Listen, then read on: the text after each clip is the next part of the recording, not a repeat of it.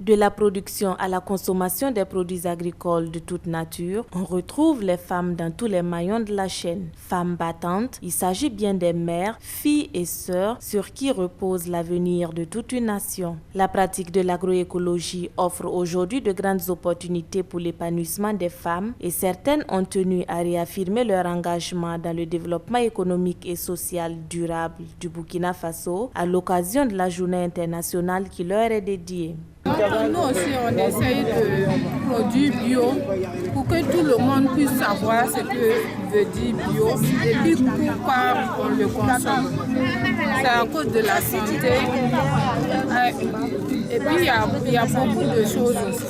On n'utilise pas beaucoup d'argent pour acheter les produits chimiques, tout ça. Et puis, ça nous aide aussi. On a la santé, il y en a tout.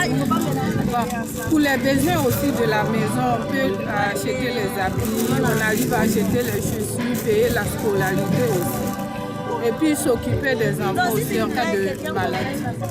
Nous aussi, on peut aider les hommes. Voilà pourquoi nous aussi, on a choisi de faire le 8 mars aujourd'hui, pour montrer aux hommes aussi que nous aussi, on peut faire quelque chose.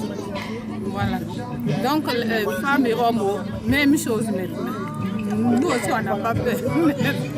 Changer les mentalités et les habitudes alimentaires des Burkinabés n'est pas chose aisée et les attentes sont énormes au regard des exigences dans la pratique de l'agroécologie et des conditions environnementales en perpétuelle dégradation. Les difficultés sont d'autres, surtout techniques, c'est-à-dire il y a la pénibilité du travail parce que c'est un travail qui demande beaucoup plus de temps, un investissement humain, parlement ça.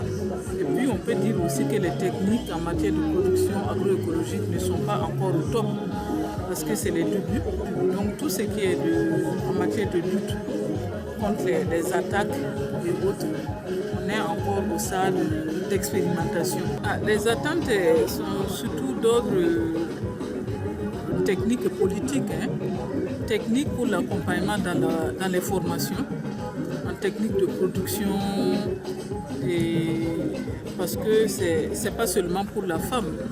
Quand on parle d'agroécologie aujourd'hui, c'est l'environnement du Burkina, c'est la sauvegarde de l'environnement. Donc travailler à faire de ces femmes-là des femmes modèles dans leur localité, qu'elles puissent aller former d'autres femmes un jour dans d'autres endroits du Burkina.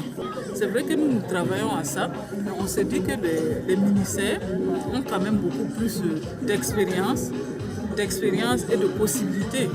En tout cas, certaines possibilités par rapport à nous. Des réformes politiques sont nécessaires à la promotion de l'agriculture durable et au-delà du bien-être de la femme burkinabé. Certaines politiques, par exemple, d'importation, d'emballage, de facilitation en fait. Parce que si elles travaillent à amener les Burkinabés à consommer des produits d'ici, travaillés par des gens d'ici et notamment de surcroît des femmes, tout le monde sait ce que ça veut dire.